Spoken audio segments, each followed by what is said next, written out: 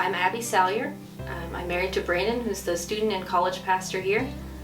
We have 3 children who are almost 6, 4, and 1, and they're great. We moved here in July from Texas, and we've just been kind of getting settled. We lived in Fort Worth, which is part of like the big Metroplex area, and so it's definitely smaller, but I don't know that I miss the big city, especially the traffic and the highways. But overall, it's been a really positive change for us, and we've really enjoyed our first few months here.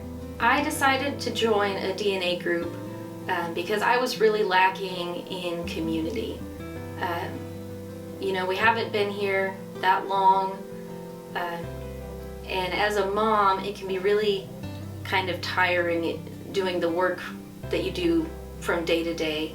I stay at home with 3 kids, and that can be really tiring, and it can also be really lonely.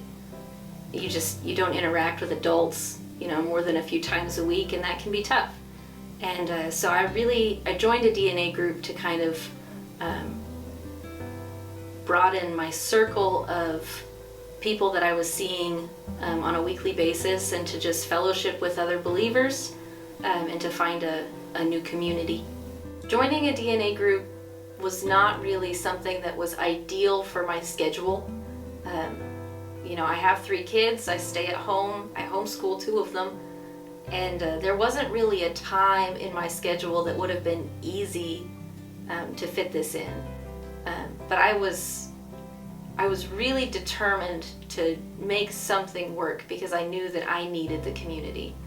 So my DNA group was 5 lovely ladies, and we met at 6 a.m. on Wednesday mornings at Chick-fil-A, which is really early, and none of us were really psyched about that, but that's when we could meet, and so that's what we did. We saw other people there doing the same thing, meeting together and reading the Bible. Even some of our older members who get together and they are, in fellowship with one another, in community with one another. I would encourage anybody who's been kind of considering it, definitely take the step in joining a DNA group, and taking a step towards finding your community and building your community.